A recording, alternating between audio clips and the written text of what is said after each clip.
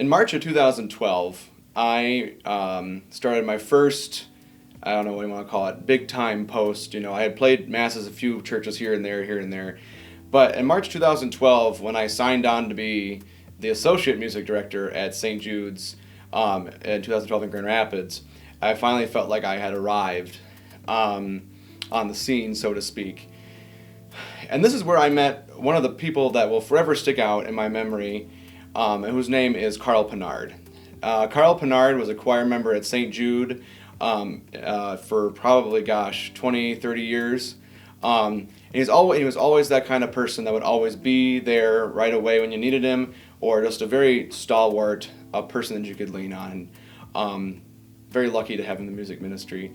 Carl, unfortunately, recently passed away, and as I was thinking about this, and as I was at his funeral, I realized that not everyone is lucky to have someone like a Carl Pinard in their music ministry.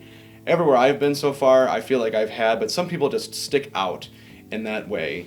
And it doesn't necessarily have to be in music ministry. We all know someone like Carl who had been there, who was always someone's biggest supporter. I remember one time, for months, I was badgering Carl to join our Resurrection Choir. And at St. Jude, we had about a 35-member Resurrection Choir. We would meet weekly, and we would rehearse, and we'd sing, harmony parts and all that jazz for funerals, and it was a great ministry at St. Jude.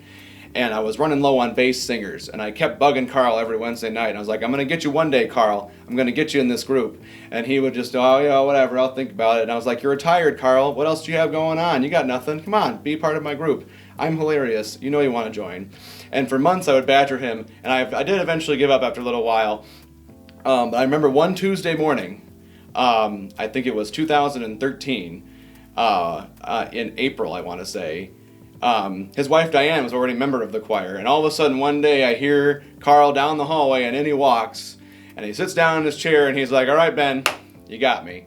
And those are the kind of people that I think are just so important, whether we have them in our families or we have them in our social groups or whatever, somebody's got a Carl. And I just really have been thinking about, who is the Carl in my life now, or who is the Carl in our music ministry, someone that you can rely on, someone who's always going to be there for you, or is going to give it 110%.